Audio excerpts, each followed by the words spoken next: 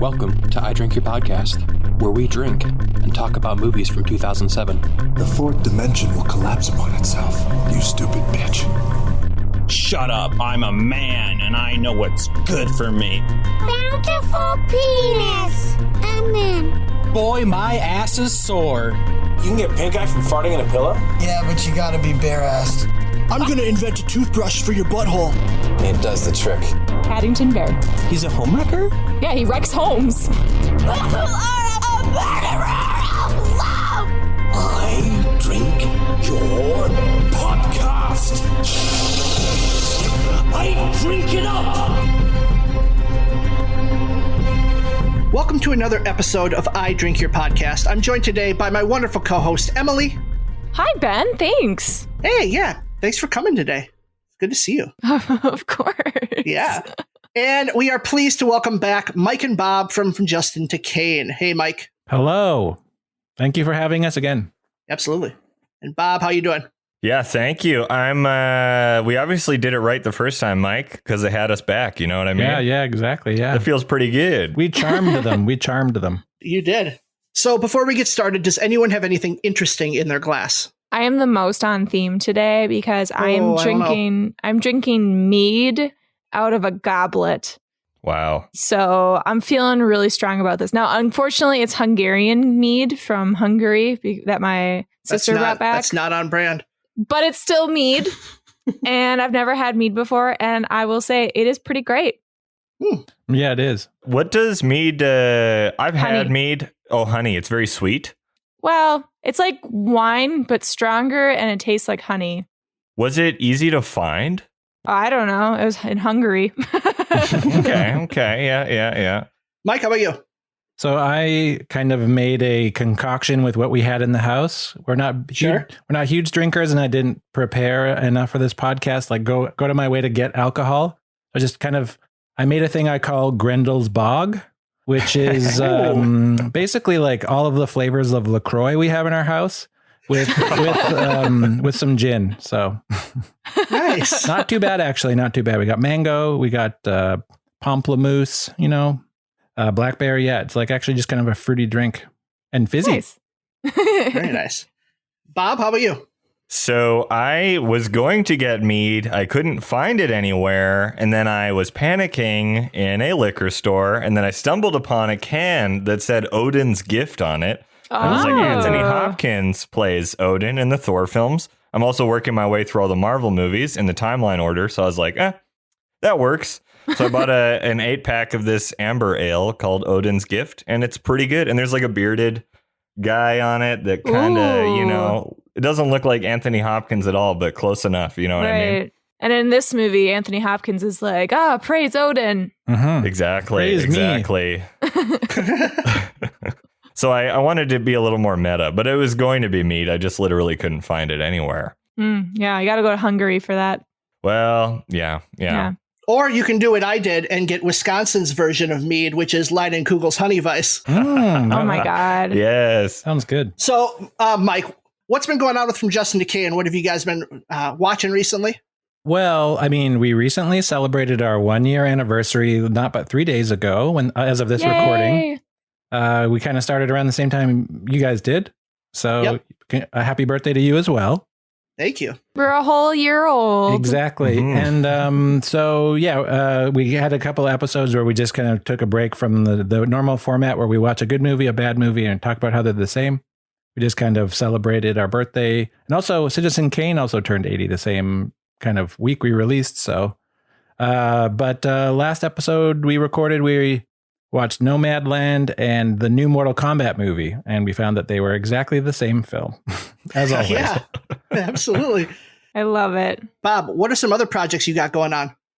Well, it's been a very busy time. This last week, as of this recording, I was working on a shoot for the Junos, which is the Canadian Grammys. I'm sure you've never seen it, and you never will. No. But it's like a low rent Grammys, and I was working on that, which was fun.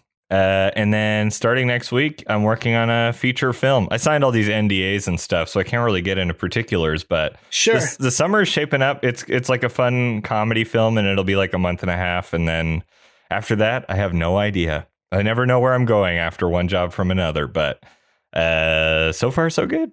Awesome. So the Grammys draw in like the biggest acts from around the world through the Junos draw in like the biggest acts of Canada. They do, but Canada's funny. There's like a long lineage of like folk artists and stuff, and you're like, wow, this person's really famous in a very small music scene, and they'll have like they're like 93-time Juno winning artists, and you're like, I've never heard of this person, but they won 93 Junos. How's that even possible? That's kind of what the Junos are like. I think I have 3 or 4 friends who are nominated for Junos. That's kind of how small time it kind of feels like it is. Yes, yeah. Like I'm not even joking. Like a friend of mine probably lives a couple blocks away, nominated for a Juno for a solo album. Juno. Yeah, yeah, and like we were filming an acceptance speech of this artist, and she just like lives on a farm in Alberta.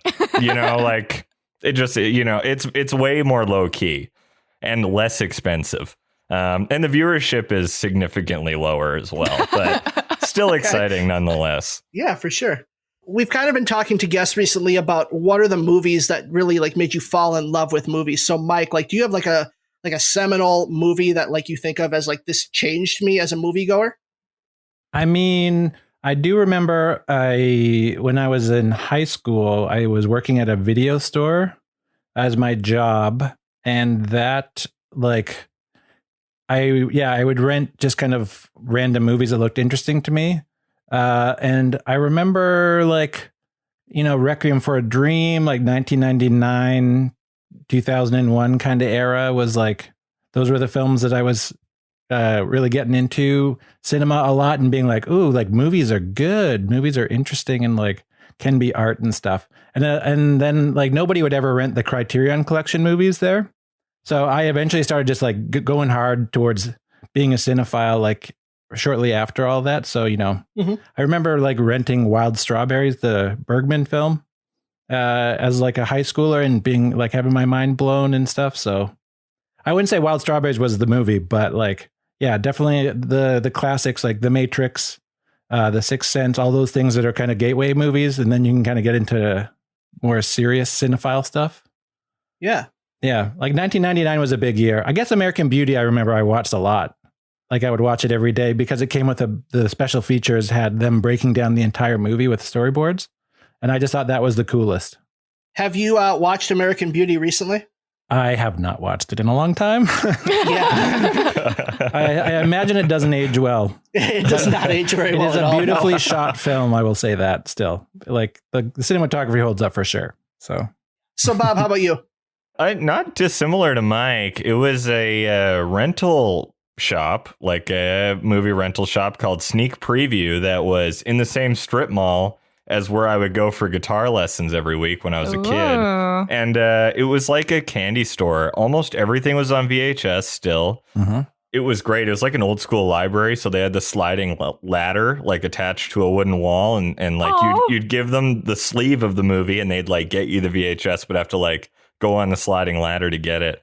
And they had like a wonderful, like just the selection was amazing. What is this magical Canadian wonder? It was awesome. And I literally was like, as soon as I'm old enough, I'm going to work here. And then as soon as I was old enough, they shut down and disappeared. And that's right, yeah. It was gone. I was like, oh yeah, renting is dead. I remember thinking like, oh, Netflix, like that'll never be a thing.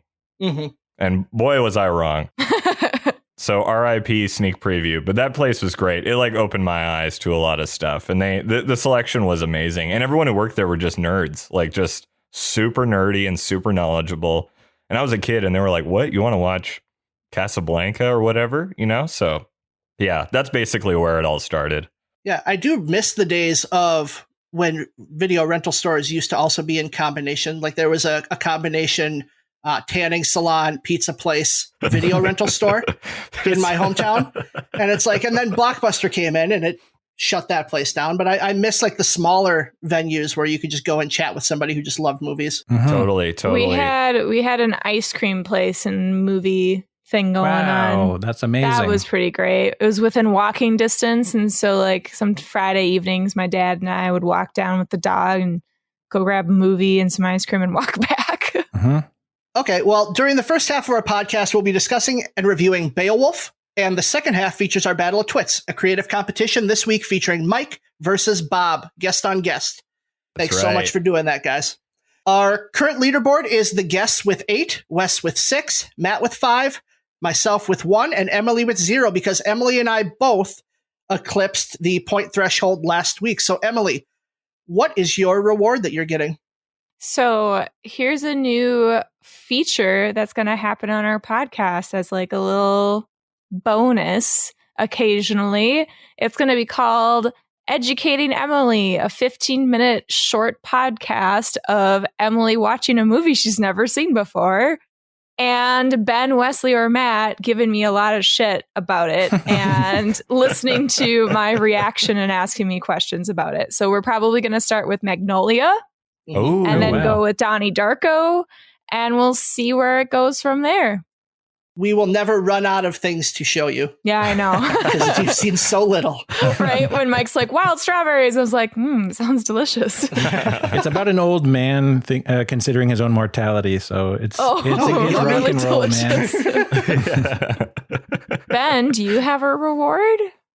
Yeah, my reward is going to be that we are going to wrap up 2007 within this calendar year. We are?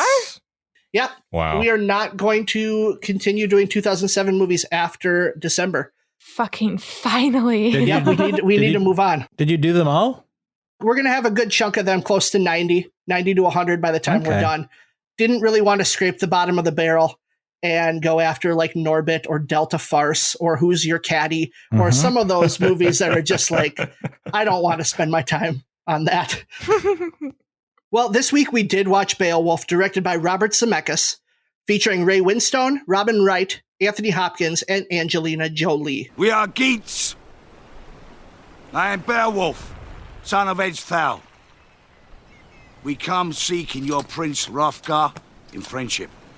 They say you have a monster here. They say your lands are cursed. A legendary warrior, Beowulf, played by Ray Winstone, travels to Denmark to help defeat a monster at the request of King Hrothgar, played by Anthony Hopkins, after Hrothgar's people are brutally attacked. To lure the monster out, Beowulf and his best friend Wiglaf, played by Brendan Gleeson. Wiglaf is just a funny name. I can't do it without laughing. But Beowulf and his best friend open the king's mead hall to celebrate, and the queen, played by Robin Wright, and Beowulf give each other sultry, sexy looks. Beowulf strips down to fight Grendel, unarmed and naked. Which I think is like a whole thing of just like hoping that the queen was going to see his penis or something. But whatever. In the 6th century, was there a better way to pick up women? I'm going to fight this demon naked. But she didn't see his penis because there was always something appropriately blocking it, right? Which I found to be very distracting because I was like, come on, just show us the junk already. Like, we've all watched Watchmen. Yeah. We all wanted to see it. I don't know why they held out. I don't know if I wanted to see it because a lot of the stuff that I was looking at in this movie was very unappealing to me. And I don't know if I'm alone in that, but just the looks of the people in this movie looked like Shrek characters. Oh, Yes. I'm so And glad you not said much that. better than that. Yeah. Me and Bob were texting, and that was kind of what we agreed on. It's like, this is like watching like serious bloody Shrek kind of without, Yes. without donkey. Or hornier Shrek. Like a horny Shrek is as what we Mike said. said. Yeah. And it's true. It really felt like it in a lot of scenes. So you didn't want to see like a uncanny valley penis is what you're saying? Yeah. I need my penises to either look very realistic or very unrealistic, but that uncanny valley, I can't have them in that zone. So the decision to make this an animated feature film based off of using motion capture, I thought in some characters it worked really well. And in other characters, I did see like the Shrek look. For example, Robin Wright's character looked the spitting image of like a very generic princess in Shrek. That's right. Yeah. It didn't look like Robin Wright, and she is striking. We've seen her in a ton of stuff. And so I, like, for a while could not figure out that was her. Versus, like, Anthony Hopkins, very recognizable, knew him right away. And maybe it's partially his voice, but, like, I know Robin Wright pretty well, too. And for a while, even watching Beowulf, they didn't use the actual actor's body because he's a big guy. and they wanted to use a more like traditionally sexy man feature, I guess. Traditionally, he was Jesus Christ. Yeah. Like, what are you that's talking clearly about? what they modeled his character after. Was we want this Beowulf to look like Jesus? Jesus wasn't a white guy. Okay, Emily. He wasn't, but common depictions of him portray him as a white guy. Am I alone in thinking that some of the characters like really worked with the animation? Absolutely. Oh, yeah. And yeah. Some of them worked and some of them were kind of like horrific. There was a scene where Beowulf and Angelina Jolie's characters like floating around him 360, and he looks photorealistic and she looks like just on the brink of just almost going into 2D land. Like she just looks so far off. And I was like, really? They put all the money into him and not her? Why? Like what's the cause? I thought Brendan Gleeson's character Wiglaf, I think is his name. He looked like the best. His character, even like the mouth, he did look good. The mouth moving, because the mouth moving was the big problem that I had with the film. Was just that the mouth kind of just looked really half-assed kind of thing. It was basically Xbox 360 graphics kind of. Yes. So that's super interesting because I was talking to my husband about how when I was playing The Witcher 3, I felt very similar vibes, except I felt like The Witcher 3 had better people animation and conversations. Like when watching people move around on their own, it didn't look very well. It didn't look great, but it had a very similar feel to video games in like current, like maybe like 5 years ago, possibly. And I think that with Death Stranding coming out and Cyberpunk coming out and seeing a lot more video games with like really hyper realistic using mocap, it was in a different light coming back to this movie because I watched it back in 2007 or 2008 with my dad. Probably a rental. But I remember watching it and I was having such a hard time visually trying to figure out if it was real or not. I don't know why, but really? I distinctly remember that. Like I was like, wait, some moments it felt like their characters were real, looked like people, and sometimes the characters looked animated. Well, I think I read an interesting take on the movie was that the way to see it was probably in 3D in like an IMAX theater or whatever, because whenever you watch a CG movie in 3D, it just like works better than watching like a 2D movie in 3D, or you know what I mean, like a live action one, I guess. So it would have smoothed out like kind of the awkward, weird reality, I think, of the uncanny valley as it sometimes does. Well, especially since this movie does an interesting thing because it was made with the intention the entire time of being 3D. So a lot of the framing of these scenes is made to highlight the 3D effects. And a lot of those shots don't work as well in 2D or don't have the impact. You're left wondering, like, why is it framed this way? This doesn't make sense. Like that spear when Beowulf shows up on the beach, and I was like, why the fuck is that perspective huge? Yep. Yeah, that is interesting. Yeah. And I just kind of attributed that. I forgot about the 3D part for most of the movie, but I just attributed that to Robert Zemeckis kind of being wanky and being like, I can put the camera wherever I want. And so I'm just going to, be real close on a spear because, why not? Who is Robert Zemeckis? I know he's a director. I know he did Back to the Future, but what else? And Forrest Gump. Yeah, Gump. Castaway. Yeah. Who Framed Roger Rabbit? Hello. Oh, yeah. Which is actually a good thing to talk about in that just how he uses animation in the different worlds. Like Who Framed Roger Rabbit is like immaculately made in terms of like animation in the real world, whereas this is like also a combination of those two things. And I don't think it works necessarily 100%. Well, I mean, it does work better in this movie than it did in Polar Express, where those children just look monstrous. Yes. And frightening.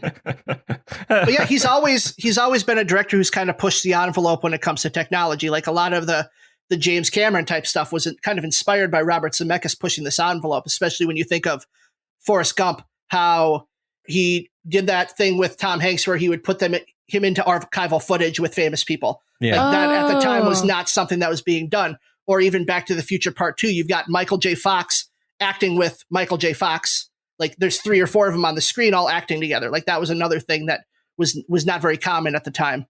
Yeah, that's right. Yeah. Although, gotta say, Orson Welles did it first, the Citizen Kane. That's true with Adolf Hitler of all people. Citizen Kane and Adolf Hitler hanging out together. It looked great. It looks high-fiving, handshaking. Yeah, crazy. 1941. How did they do it? I have no idea. Yeah. Well, and then you've also got paired up writing this story, Neil Gaiman, who I love as a writer and as a mythology builder. He wrote Sandman, another 2007 movie we did, which is Stardust, and just other phenomenal books like American Gods. So you would think that Neil Gaiman and Robert Zemeckis, like together with the mythology of Neil Gaiman and the technical artistry of Zemeckis, like this should be an absolute home run. And I'm going to kind of spoil it. This movie doesn't work for me. Oh. Because the entire time I'm left going, why can't I just watch Anthony Hopkins? Why can't I just watch John Malkovich? Especially when this movie costs so much money to make and it doesn't look realistic. Mm-hmm. Yeah. I mean, that's the problem with anything. It's like when you watch, I don't know, Pixar stuff now but like the late 80s, early 90s Pixar stuff is like, it's probably the amount of money that was being poured into that.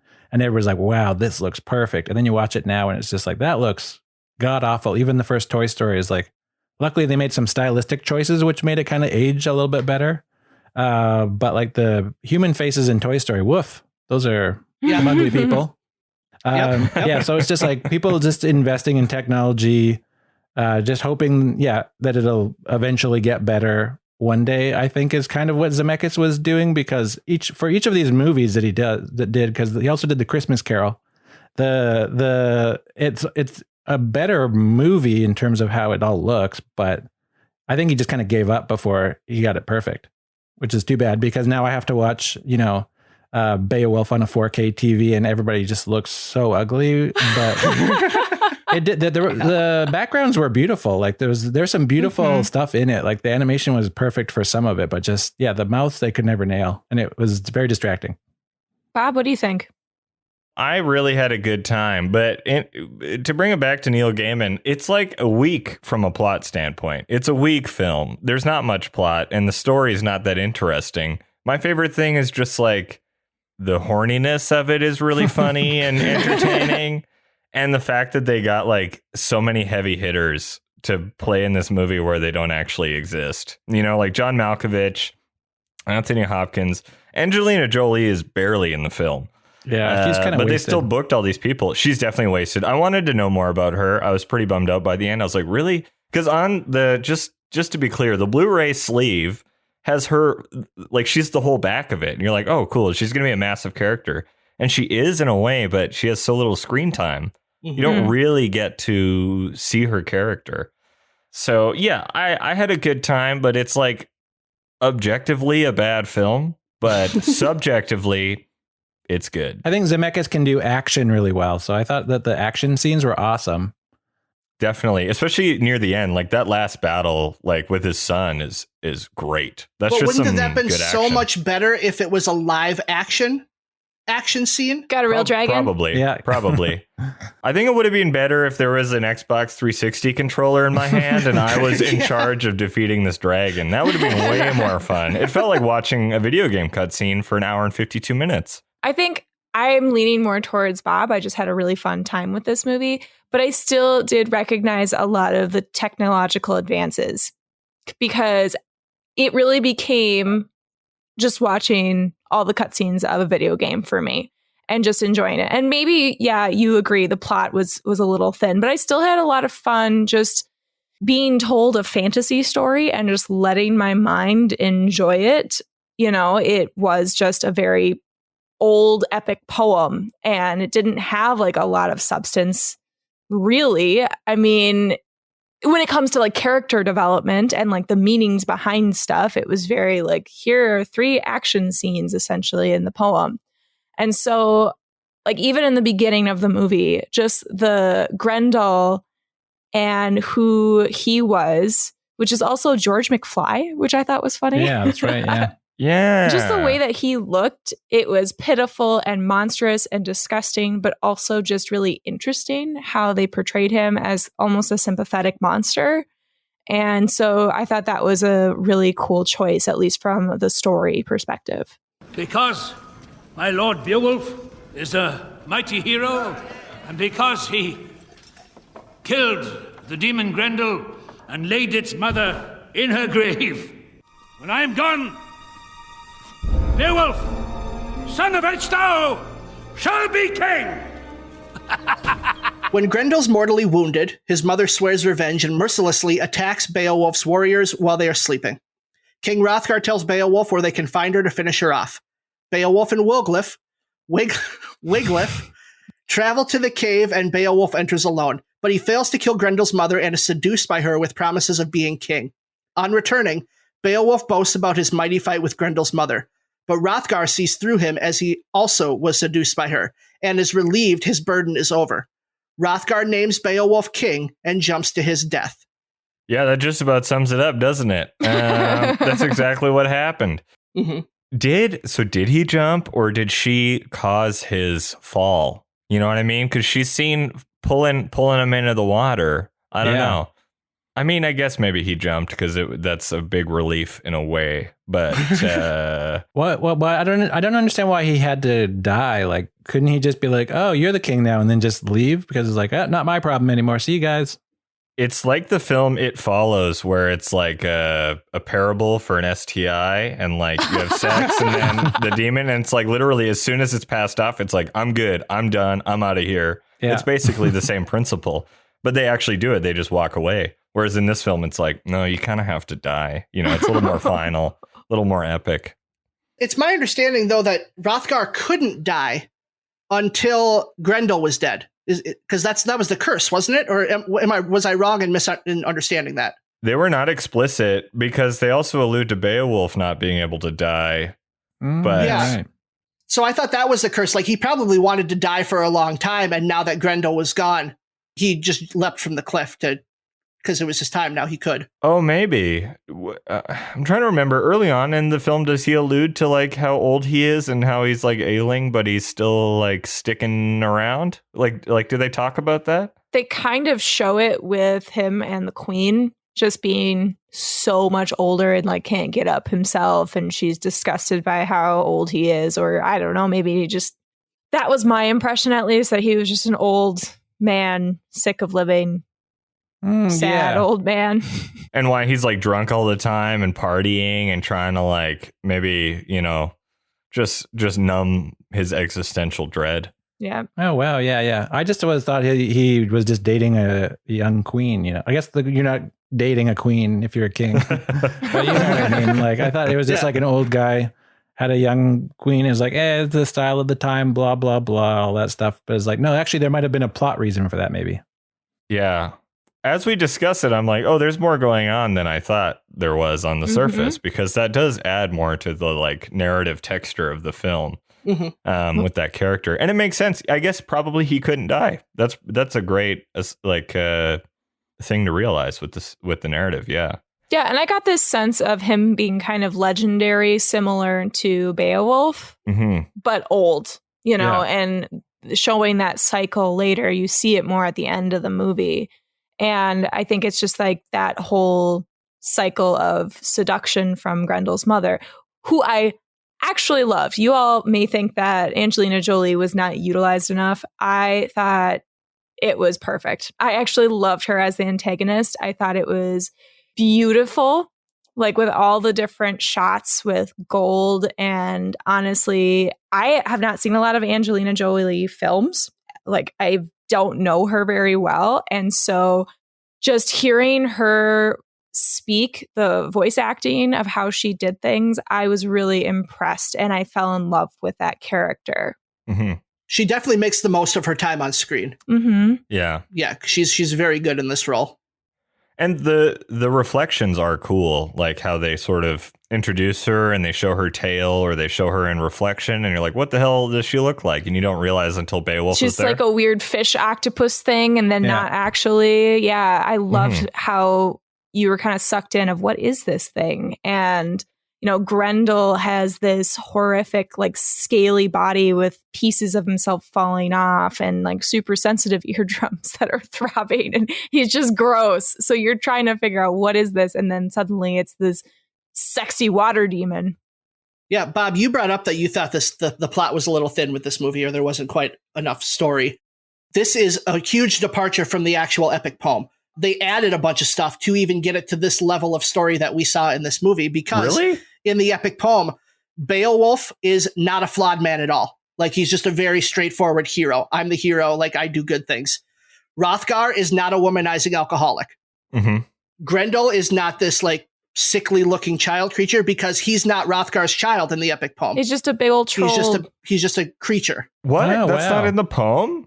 Nope, that's not in the poem. And Holy shit. In fact, Grendel's mother isn't even like this seductress. Like, she doesn't have a child with Beowulf that becomes a dragon. Like, literally, Beowulf goes to kill Grendel's mother, comes back, says he does it, and that's the end of the poem.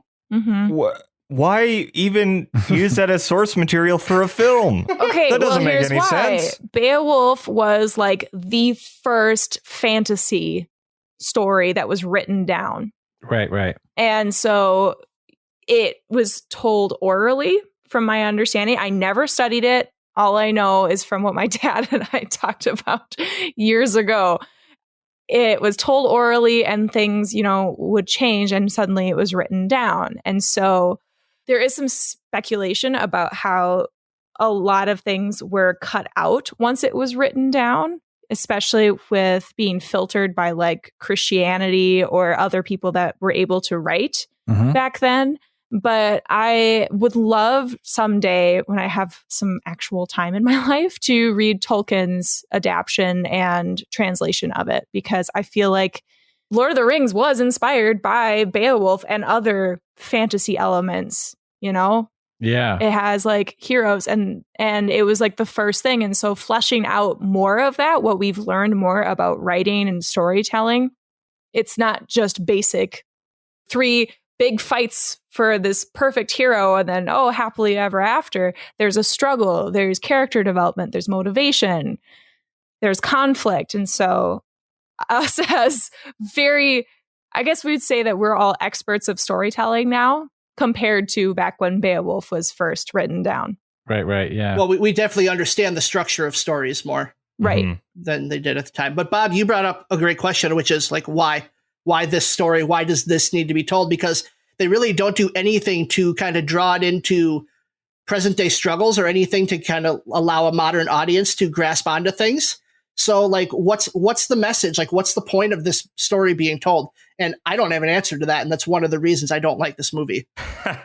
I mean, if you're talking about Bobby Z, Robert Zemeckis, I know that he is like a Democrat, and he makes no bones about that.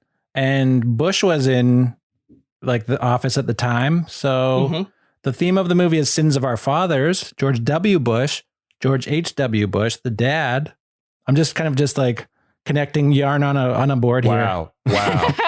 keep going. Snapping for this shit. That's as far this as is I gold. got. That was as far as I got. Okay. I just assume every piece of media that came out between 2000 and 2008 is anti-Bush kind of stuff, any Hollywood stuff. So fascinating. So there's a major political agenda that is so subtle that no one can tell it's there. Yeah. Is that correct, Mike? Well, yeah, because I mean the conspiracy theory kind of idea about Forrest Gump is that Robert Zemeckis was just kind of making fun of middle America essentially with Forrest Gump, but then it got celebrated as this piece of Americana because a lot of people didn't get it. But when you watch it with that in mind, it's just like, oh yeah, this Forrest Gump is not like a positive hero, and he just fails upwards constantly, right? So maybe Zemeckis is a late in life liberal because Forrest Gump is conservative propaganda. And I've made this point on the podcast before, because the liberal in the movie, Jenny, she gets AIDS and dies and like never has anything good going for her. Whereas the more conservative character, Forrest Gump, is always like coming out on top. So you can read it the other way too, Mike, where it's like, no, he's actually very conservative and he's just showing you how great it is to be conservative. I love that you said that. I think we're both right, because satire that doesn't work is essentially just propaganda for the status quo, right? So that's right. So it's like we're both right, because he meant it one way, which I read it as. You read it the other way. It's like, we're both right. This is so comforting because Mike and I have chatted about Forrest Gump for a very long time and how we sort of discussed that the general public reception of the film is totally wrong. Like, it is not what people deem it to be, but everyone disagrees with us.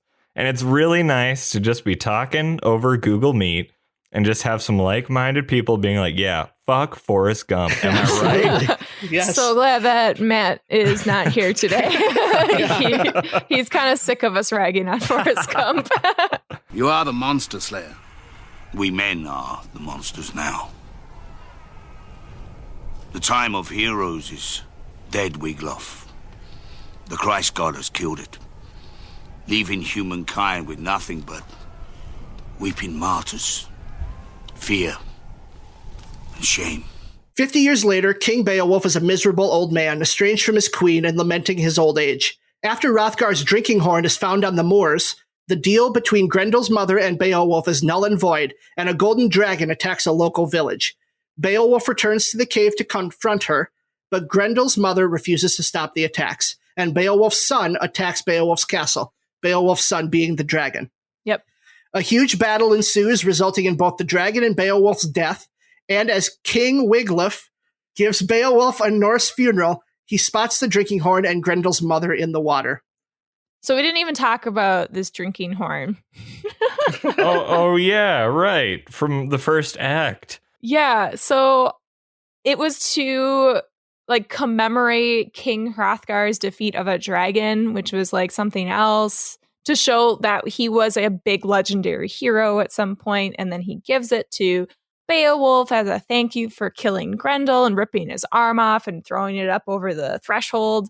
And then Beowulf's like, here, I'll give you this horn and you can leave us alone. And she's like, nah, fuck me and have a baby with me and I'll make you king and live forever until the horn is back with you and then our deal's gone, which, what the fuck? It just happens to show up. Based on the way this ending is written in this plot summary, Emily, does King Wiglaf then get with Grendel's mother? It seems like it. Well, it's open for debate, I think, right? Sure. I agree with that. Because it's about the cyclical nature of power. This whole story is about how power corrupts absolutely, isn't it? That's the parable of it. And it's is he the change? Is he the new? Although I found it interesting. He's old as fuck by the time he's bestowed the crown. And it's what? Now he's going to bang Angelina Jolie in the ocean? I don't know. Does that make any sense? It should be a young person, a young ruler, not this old guy. Yeah. So maybe he's a change of pace and he won't do it, but also they freeze frame. So who knows? Oh, fucking. How do you end an animated movie in fucking freeze frame? Bronze freeze frame. But I imagine, the movie, my read on the movie was that Wigglytuff, as you call him, wades into the water as an old man and just somewhat resigned has sex with this sea witch or whatever she is, It's yeah, I gotta do it. Also, one might think he was single his whole life, potentially celibate as a warrior, and maybe he's you know what? Now's the time. If not now, never. I'm on my deathbed. I'm a king. I'm going to bang this lady in the ocean and be king for 22 months and then die of natural causes. I have one grievance though. Two, but we've already addressed the first one. The horn showing up out of nowhere, on the marshes or whatever, the slave getting it. That's sloppy. But another issue is he finally kills his son. Beowulf is side by side with his son, who's this gold, statuesque young man.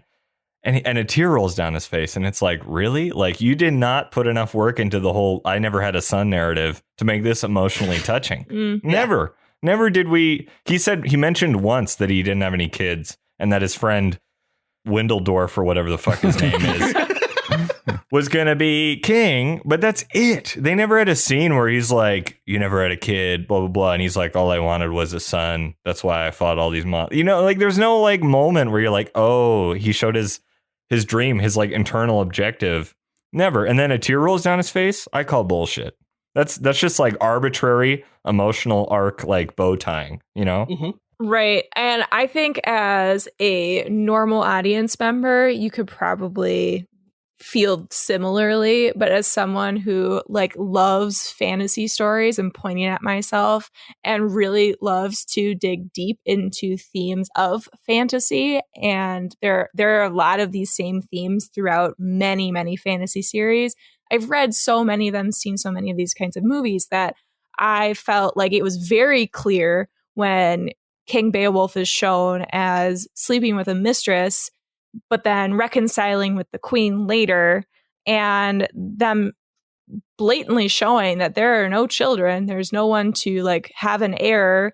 And similarly from before with the King Hrothgar, like same thing. And so a lot of times Ben gives me shit because I'm not a normal moviegoer or even like a critical moviegoer, so that like I don't get No Country for Old Men. I think it's really boring. But he's like, you don't see all the themes and stuff. And I'm like, yeah, I don't, because I'm a normal person and I need things to be explicit. But then when it comes to this, I'm really surprised that I got that message very clearly from the movie. I don't know why, but I did. Yeah, maybe it just, for some people, it just needs to be coded a certain way. And in your case, it's like they got to have like a metal hat on. Yeah. There was one part of this movie that I had to pause and walk away after. And it's the part where he kills the dragon. Oh, when he like rips his arm off? Yeah. Well, he's swinging into the dragon with the sword, which gives him an extra 2 feet in length on his arm. And then he can't reach it. But then all of a sudden his normal arm is able to reach in and grab the heart. I had to pause it because I couldn't handle how stupid that was. Not only does he doesn't cut his arm off, he like understands that there's a specific tendon inhibiting his range of motion. And he's like, I'm just going to slice the one tendon. And then on my next close up, I'm going to have this tiny little sliver of skin holding my entire body up on this like arm hanging from a chain. I was also put off by that scene. But he cuts his arm and still can't reach it with the sword. And then all of a sudden he just gets a little bit more momentum and he can reach with his hand and grab the heart. You know, adrenaline does a funny thing. It makes your limbs longer, it increases your strength and your durability. It's wild. As much as it didn't make sense, I still thought it was pretty badass. Yeah, it was. Like, I'm going to fucking cut my arm off so I could reach further and crush the heart of a dragon. Yeah, it was very stressful. I was like, I'm glad I don't have to do that. Like, that would really be the worst job. Ditto. I will say visually, the dragon was probably one of my favorite parts. Yeah. I loved a lot of the gold aesthetic throughout the film, but the dragon in all its glory just it got my inner nerd. I was like, oh, this is cool. And this dragon can swim underwater and it's like slightly fiery in its mouth. This is such a cool visual to me. But all in all, I think this was just a fun movie to watch and hang out. Although I didn't get the Christian part. That was a little strange for me. It's like suddenly everyone's a Christian. I mean, that's more mirroring the time of the poem. Like that's what was happening. Is that's why at the beginning, the character that John Malkovich plays, he talks about this rumblings of like, do we pray to this Roman God that he's talking about Jesus? And then 50 years later, basically Christianity has taken over the whole region to the point. So it's more just about kind of mirroring what was happening at the time. Yeah, it just seemed kind of weird, but whatever. I think similar to the subtlety of like some of the plot points and like emotional arcs that happen in fantasy, there's like a subtlety in the historical like accuracy or like reference that they make in the film, especially to Christianity. Because yeah, they don't like slap you across the face with the fact that it's like, oh, we're on the brink of Christianity. Isn't that interesting? Mm-hmm. Everyone's talking about it. Everyone's upset. It's controversial. And then you see a cross burning and falling to the ground. There's a lot of subtlety in this movie for sure. Although I feel like, is it subtlety or is it just like weak reference? I don't know. I don't know where the line is. I don't know. Emily, did you learn anything from this movie? I'm learning. You know, I learned a lot of things from this movie, but I think the biggest thing that I learned is I need to do more things naked to look more badass. Absolutely. That was like the big thing I learned. And also just like that we should all be more confident in ourselves, especially when we're in battle naked. Like I felt like that was like a really strong theme for me, is that we're all badass and should embrace being naked more. Absolutely. And then also, just for shit and giggles, you really shouldn't fuck golden water demons. It's probably a bad idea. Don't put your beliefs on me. I'm going to do what I want. All right, you do what you want, Ben. What do you want to do next? I want to play a game. Okay! Game on! Game on! Game on! And we're going to have Mike play today's game. Ooh, okay. Okay, so Mike, the name of the game is Beowulf. So I'm going to give you an activity. Mm-hmm.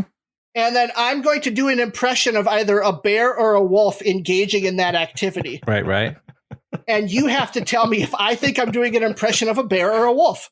And I say think because obviously, I'm not a master of impressions. I have been told I'm kind of like Michael Winslow, but just like white and not as good. But, we'll see if that stays after we do this game. So is Beowulf, is his name mean Beowulf? No. Beowulf actually means just bear. Yes. Oh, right. Okay. So the wolf part doesn't even have anything to do with it. But then, I don't know. Every time he said Beowulf, I yelled Beowulf. Yeah. And it just made me laugh throughout the entire movie because I was sitting by myself drinking and watching. So bear or wolf, that's what I'm looking for. I'm going to give you the situation they're in or what the activity they're doing. You have to tell me what I'm doing an impression of. Okay. And away we go. Eating. I mean, that sounds like a wolf. That was a wolf. Sleeping. I'm going to go with bear on that one. That was a bear. Reading the newspaper. I feel like that could be either, but I'm going to go with wolf, maybe? That was a wolf, yes. Prematurely ejaculating. That's a wolf. That was a wolf, yes. Crying over the fact that their girlfriend broke up with them over text message. Bear. That was a bear, yes. Stubbing their toe while walking to the bathroom after just waking up.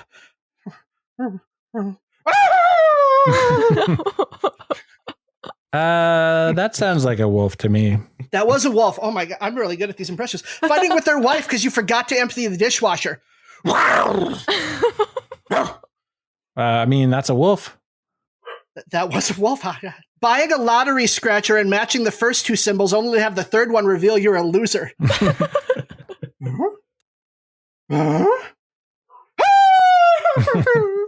That's definitely a wolf. That was definitely a wolf. Conspiring with your best pal to steal from your neighbors, despite warnings from authorities that if you continue this behavior, you'll be forced out of your home. Hey, boo-boo, what do you say we go steal another picnic basket? That's a tough one right there. I don't know. I know. That's a bear. That was a bear. Perfect score. Perfect score. Nice. I don't know if that's a testament to me or you, but you did awesome. I think the Michael Winslow thing. Yeah, very accurate. Yeah, that's I think perfect. it is. Yeah. Those were perfect impressions of those things doing those things. Yeah. Yeah, that was horrifying for me. Bob, can you please give us a review of this movie so I could get rid of the thoughts of what Ben was just doing? Well, the audience at home also didn't get the visual presentation like we did, which is really. I feel like that helped you. That was beautiful. FYI, I literally thought the opposit of Mike on every single one. Wow. So Oh, no. Mike is Bob, keep a that genius. shit to yourself. Don't come after me like that. No, it's not you, it's me. Okay. I'm bad at this game. Thank God you chose Mike. He got 100%. I would have gotten like 0. Okay. A review of the film. Okay. I wrote this out and I'm pretty proud of it. So here we go. The common approach to film review asserts that great films possess a stirring plot, well-rounded and intriguing characters, and complex emotional narrative that is made with truthful contradiction and universal appeal. Beowulf does not possess these traits, but is wonderful nonetheless. We have monsters, a general horniness, and some crazy late-aughts 3D rendering to get us into the mood for watching an epic myth unfold through the eyes of one of the most vanilla filmmakers in human history, Robert Zemeckis. I love that this movie exists. I don't love that it was made, but it's great that it's around. Seeing wonderful actors rendered in animation is off-putting and also bizarrely mesmerizing. This is a great example for the filmmaking movement of why not? Why not make a 4-hour cut of Justice League? Why not make Shrek the Halls? Why not make Avatar 2 through 18 simultaneously in New Zealand? Where would we be without filmmakers haphazardly attempting epic films? I know I don't want to live in a world where Beowulf doesn't exist in all of its Anthony Hopkins 3D rendered butt cheeks glory.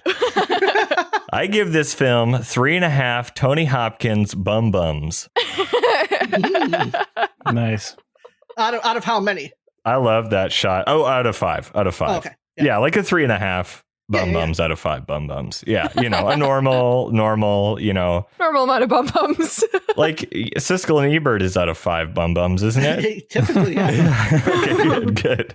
Mike, what about you?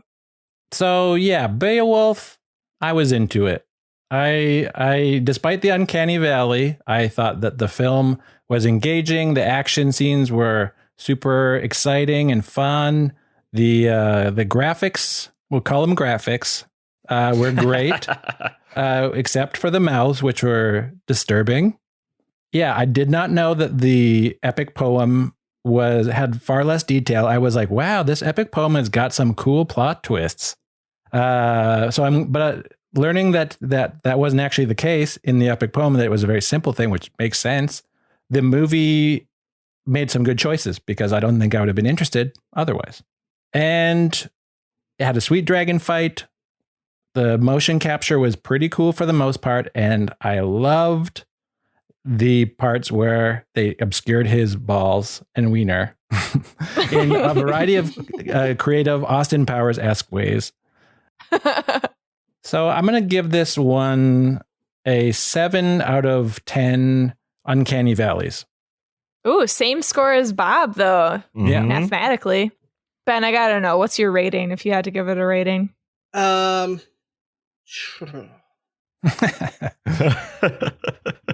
sounded like the sigh of a depressed bear. I'm in bear mode now, yeah. It would be something like probably 1.5 bear wolves out of 3.5, A normal metric for rating a film. Yeah.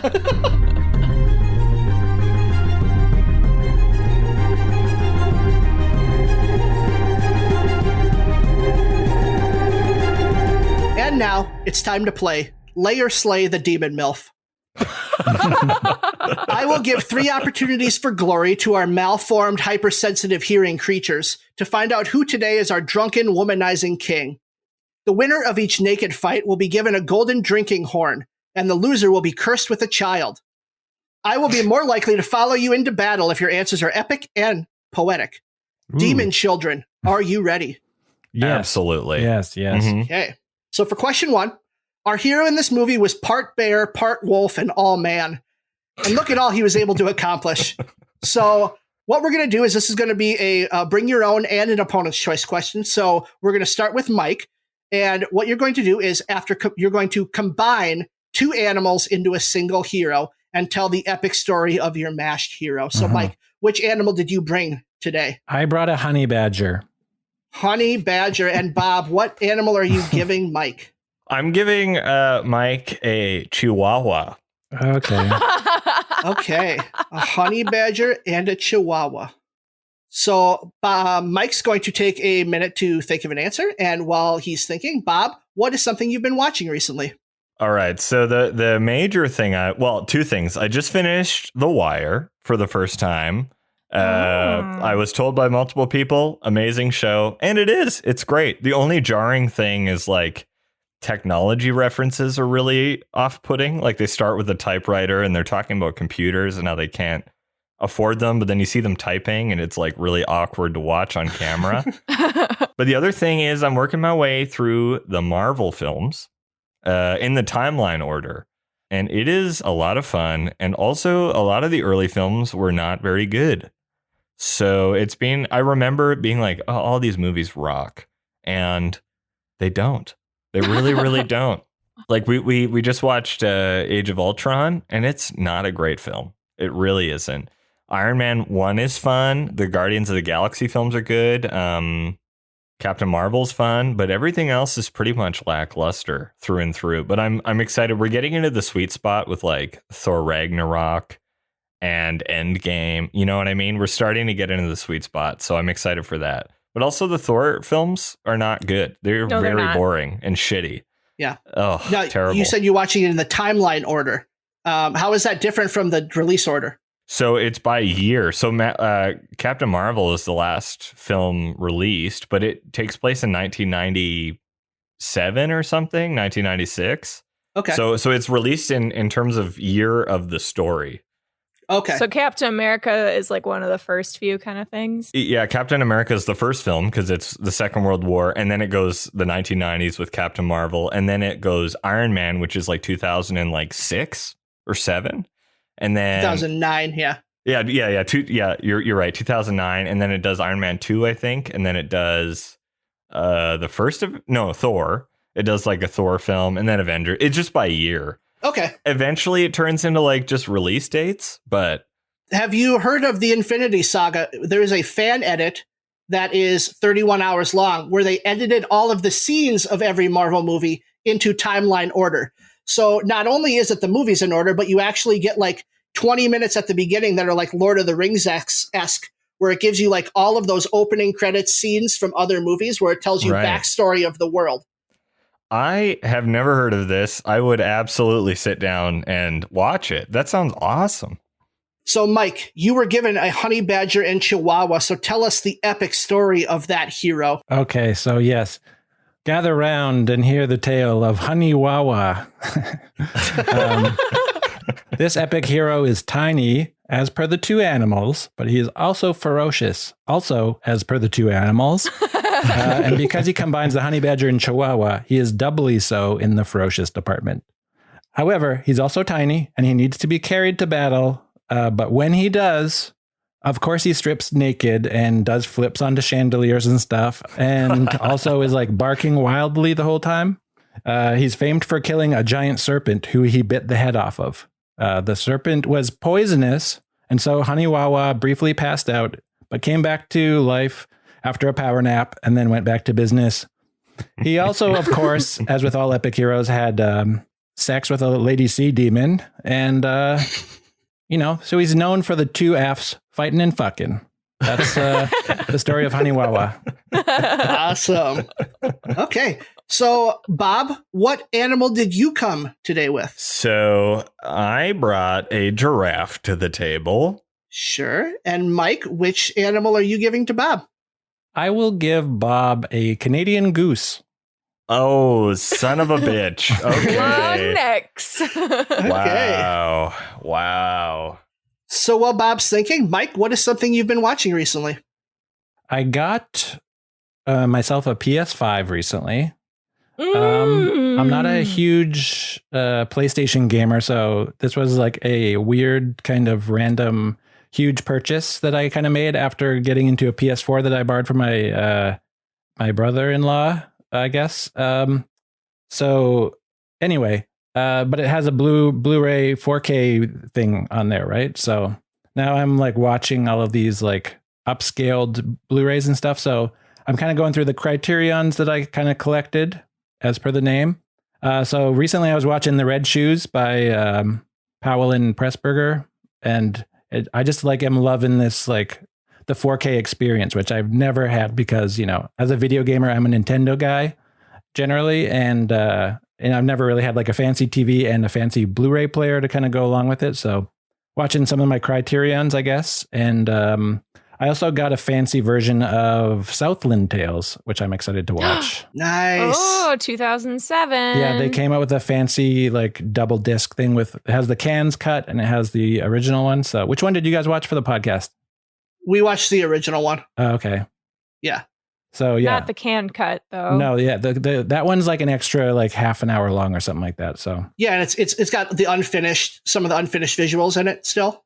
Yeah, so I'm excited to peel into that one. Yeah, I'm basically just like excited to go through all the discs that I own and I never watch. So nice. Did you get any PS5 games? No, I had so many like kind of PlayStation 4 games that I bought when during Black Friday. that it's like I got so many games to go. So the deal I made with myself was I'd buy a PS5, but I would never buy a game for it until they were like on sale for $20 or something down the road. So totally understandable so on that every one. new game that comes out, I'm just like, I gotta wait for that. So, but I just finished Death Stranding, and that game is amazing. So Okay. Bob, you brought Giraffe and you were given Canadian Goose. So tell us the epic story of your mashed hero. All right. So listen here to the tale of the great Canadian Jergoose, the god of long-necked flight. It flies, it strains, it can see above the hedges for all its enemies. It was born out of a fiery zoo mishap, but has since been fighting crime in metropolitan areas all around the globe. It is known for the 3 Fs, fighting, fucking, and friending. It is notorious as a Facebook user and will friend anyone who Facebook suggests it should friend. It has battled bureaucracy, political sabotage, as well as flat earthers as it flies around the globe searching for crimes to fight. It is never at rest and will forever protect you against your weariest and meanest enemies. That's it. The Canadian Jergoose. Wow. Beautiful. It's also a social media influencer, so feel free to follow on any platform. As it should be, yeah. Is it like super into different yoga poses since it has such a long neck? As much as it can. You know, downward dog is really difficult, but there are other poses that it is really good at. Ooh, like what? Give me one that you make up on the spot. The crooked tree. Yeah, huh? You know, you might not think it, but it only has 2 feet. It doesn't have 4 feet like a giraffe. It has 2 webbed feet. Oh, I forgot to mention, it can swim sort of well. Okay. It's also the founder of a cryptocurrency, though, because we have the Canadian Goose on the Canadian Loonie or Toonie. Which one is it? It's on the Loonie. It's called the Loonie. Yeah, it's on the Loonie. Whatever. It's a loon. That's why they called it a Loonie. Wow. It's in charge of a cryptocurrency, and it is doing very well on the public market. Awesome. Well, 2 tremendous heroes that we were able to hear about today. So for question 2, we all love being naked, and some of us even do our best work in that state of undress. Mike and Bob are nodding their heads. Yeah. Mm-hmm. Yeah. Currently naked during this recording. So for this question, I would like for you to describe how your opponent defeats a monster of your choice while naked. So we're going to start with Bob. So Bob, tell us how Mike defeats a monster while naked. So I'll start off by telling you what the monster is. I've chosen just your quintessential Sasquatch or Bigfoot, whichever you prefer. Okay. And Mike he's very calming. He's got a great gravity to him. He really brings you down, to his level. And as he defeats Bigfoot, I just want you to have the image that he's naked. Being naked is almost irrelevant to the situation. Just know that he is naked, okay? So he walks up to Bigfoot. Bigfoot's like, throwing things through windows. A gas station's on fire. Cars have collided, whatever. And he's just like, what's up, Bigfoot? How you doing? Why don't you take a seat? And Bigfoot's like, me? You want me to take a seat? And he's like, yeah, just take a seat. And then they just sit down, they start talking, and he just really mellows out Bigfoot, because Mike is like a human cat. He just really knows how to just keep you calm, keep you relaxed, and just keep you level-headed. And eventually, they just talk it out. They share a couple stories. They realize they have a lot in common. And Bigfoot's like, I'm naked, you're naked, we're both naked. And then they walk down the main street of this small town that's being terrorized by Bigfoot, and everything's on fire and broken still, but the sun is setting. It's very picturesque, and they hold hands as they walk down towards the setting sun, and you know that everything's going to be okay because Mike is really relaxed Bigfoot. I love the Chris Hansen vibes that you assigned to Mike. Like, come on, hey, Bigfoot, why don't you take a seat? Come on in and take a seat. And Bigfoot's like, I didn't do anything. Okay, so thank you, Bob. Mike, why don't you tell us about the monster that Bob defeats while naked? Mm-hmm. So, Bob is battling basically like a Hydra, but it's kind of like a pack of wiener dogs. So it's like a Hydra wiener dog kind of combo. So how many heads? Like 20, we'll say. We'll say like 20. Wow. Yeah. So a Bob's dozen of wiener dogs. So basically it is a bunch of wiener dogs that can form into one giant kind of mass, but then also can become individual tiny like things when it needs to like nip at his heels and such. So he battles this angry horde of wiener dogs, which of course he accidentally summoned after having sex with a water demon. And so this horde of wiener dogs is his son, I guess. And so he battles them using like a giant sword that he has, of course. And then he has a shield that's shaped like a hot dog bun. And he's also coincidentally near a barbecue also. So the little wiener dogs are feisty and they attack in like a tiny little pack. And Bob is naked, of course. So as he kicks and like slices them, their tiny cylindrical bodies like just block his junk in like the perfect kind of way. So it's like, it's very innuendo-y. It's kind of insinuating a lot about, the shape of his junk, I guess. So as he's like cutting and attacking these things, they like fly by in the background and block his junk. So it's just like this perfect Austin Powers kind of gag of just these dogs just being cut in half, I guess, and then cooked on the to barbecue. Perfection, I assume. Yeah, cooked to perfection, and you skewer them also, and like kind of roast them over the fire once they're dead. So, and then everybody eats them. You eat your son in the end. So question 3, we decided to go with a mystery question today. And we've got Mike ready to go, and Bob has his headphones off. So Mike, your mystery question is, after defeating the monster in the last question, remember you defeated the Sasquatch / Bigfoot. Yeah. Give a speech to the town. Oh, okay. So whenever you're ready. Greetings, my subjects. It is I, your new king, Mike O'Wolf. And thank you for being my new subjects. And you're welcome, by the way, for slaying the Sasquatch.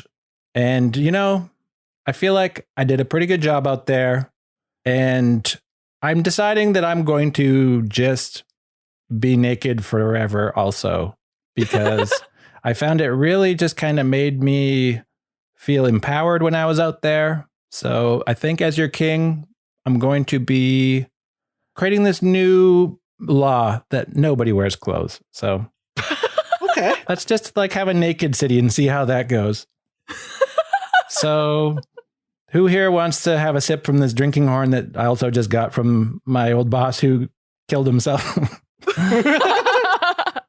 All right, I think that's my time. And then like there's like a medieval person holding up a red like light in the back after 5 minutes. I did my type 5. So.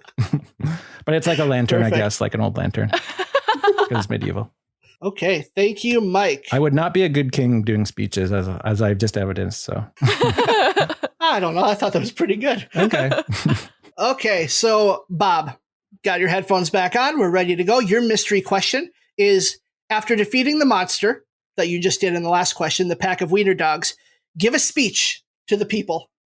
Wow. Let me just start by everyone, just take a seat on the ground, okay? I want everyone to just take a big seat on the tarmac in front of us, okay? Good. You're all seated? Excellent. Everyone's got a hot dog? Everyone's well fed? Good. There's condiments available on the bench over there. If you need some mustard, mayonnaise, diced onions, ketchup, anything you need. I just wanted to take a minute to thank you all for allowing me to step up and prove myself as I horrifically sliced a bunch of wiener dogs in half and grilled them, and then you all voluntarily ate them. What the fuck is wrong with you people? Seriously, the fur is still on these dogs, okay? Jeez. I have 2 points I want to make. How dare you eat these dogs, and no one is upset that I'm naked right now. No one has said anything. No one's even glancing at my penis, which is honestly hurtful. Okay. Everyone's making dedicated eye contact to me. What the fuck? But I'm glad everyone's safe. I'm glad this city, this town is okay, and we're going to be okay. And if anything happens again, I'll be back. But next time, I'm going to be naked, and I expect some very casual glances down at my for lack of a better term, bedroom area. Okay. So please just, patronize me at least once. Okay, people? The end.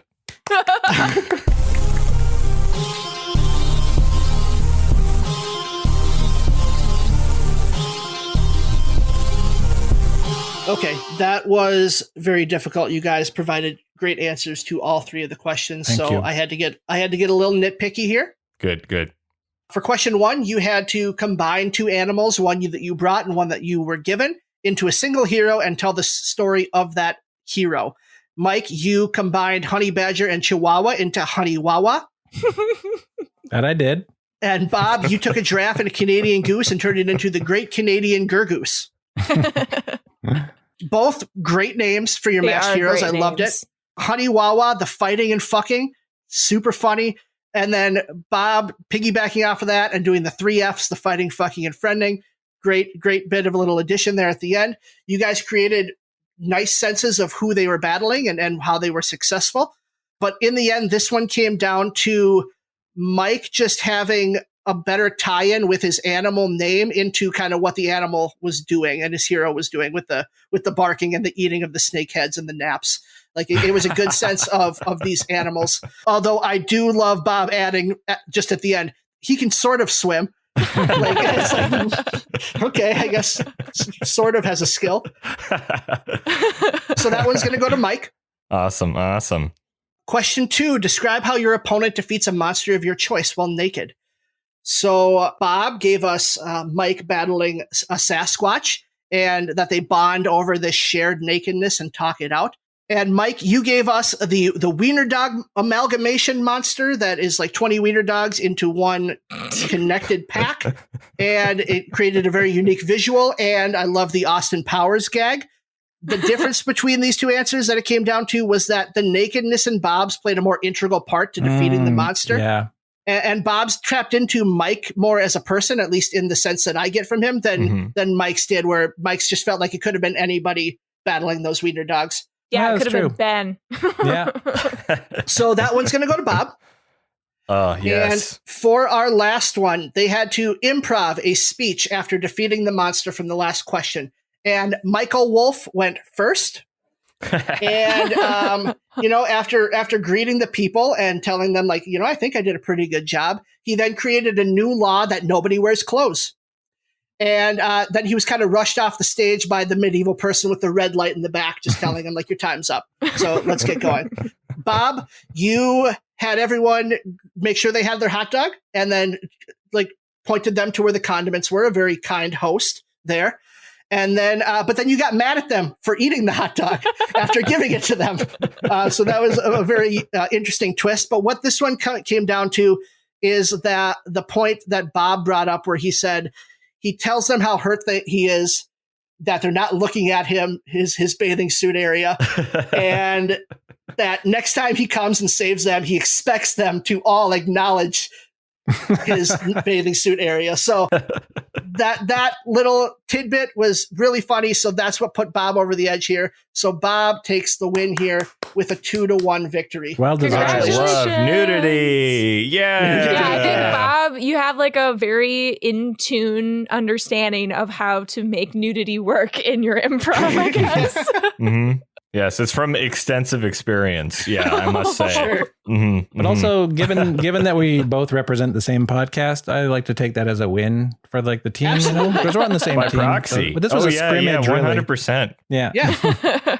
And between the 2 points that you got today, Mike, and the 2 points Bob got today, like, you guys are over the threshold. So nice. You also get a reward. So what is it that you guys want? And you guys can either decide together, or one of you can just take the lead.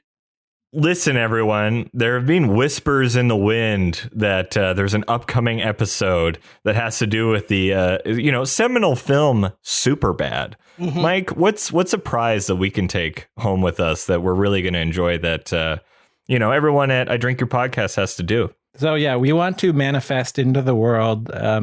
So in Superbad, I'm not sure if everybody who is on your podcast has seen it, but I have not.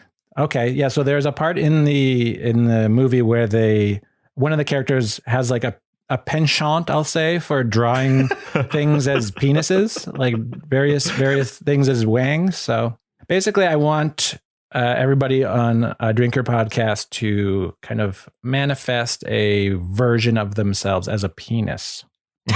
Oh, like a self-penis portrait. Self-penis portrait. Yeah, exactly. Unless you'd rather draw each other as penises. I don't know if that's like crossing some weird boundary. So maybe just draw yourself just to be safe. We'll have to talk through that one. I don't know Is it about sexual? That. Yeah, I don't know. Yeah. And then we'll mail it to you guys. We'll mail them to you. They have to be anthropomorphic penises. Okay? Of course. That's the only like caveat we have, or the only sort of stipulation is they have to be anthropomorphic. Okay. We can definitely do that, and we'll see if we can get past the Instagram filters and get it on Instagram for everyone else to see too. Well, it'll definitely go on Twitter. It'll be fine on Twitter for sure. Okay. It'll go viral. I bet it'll go viral, actually. I bet you that. Mike, Bob, thank you so much for joining us today. We really appreciate you guys coming on and just being so wonderful and funny and supportive of us. So thank you for being here today. Thank you for having us. Thank you for having us. Yes. Big fans over here. Oh, yeah. Big time. Awesome. And is there anything you'd like to plug on your way out? I mean, just our podcast, really. I haven't left the house in a year and 2 months or however long it's been. I don't even remember. So don't really have anything going on besides our podcast, I guess. So yeah, listen to From Justin To Kane. It's on all of the podcasts places. So yeah, and the premise of our podcast is we watch one great movie, one bad movie, and we talk about how they are the same. It's very funny, I think. It is. At the very least, Bob is really funny in it, so I can say that. So I don't sound conceited. I love how dryly you said that. You're just like, it's really, really, really, really funny. It's a really funny podcast. Yeah, totally. Well, awesome. Yes, be sure to check out their podcast. And as they did say, next week we'll be watching Superbad, and we'll be having on Brad and Katie from the podcast Well, I Liked It. And thank you so much for listening to us. Please take the time to subscribe, rate, and share us with a friend or two. Subscribe, rate, and share From Justin To Kane with a friend or two also. Let's get the word out about these guys. They're great. And follow us on social media at IDYP_podcast on Twitter and Instagram, or you can email us at idrinkyourpodcast@gmail.com. Big one next week. Superbad. Emily, are you excited? I have felt like people have built this one up for me, so I'm really hoping I don't get disappointed because it's another comedy from 2007. Which tend to not hold up very well. So I'm so ready. Okay, and Wesley should be back next week. I don't think he would ever miss Superbad. He's been talking about this one since we started it, so hopefully Wesley will be back and he's feeling better. We love you, buddy, and thank you for listening. We'll bye. Thanks, guys. Bye. Bye, everyone. Bye. See ya.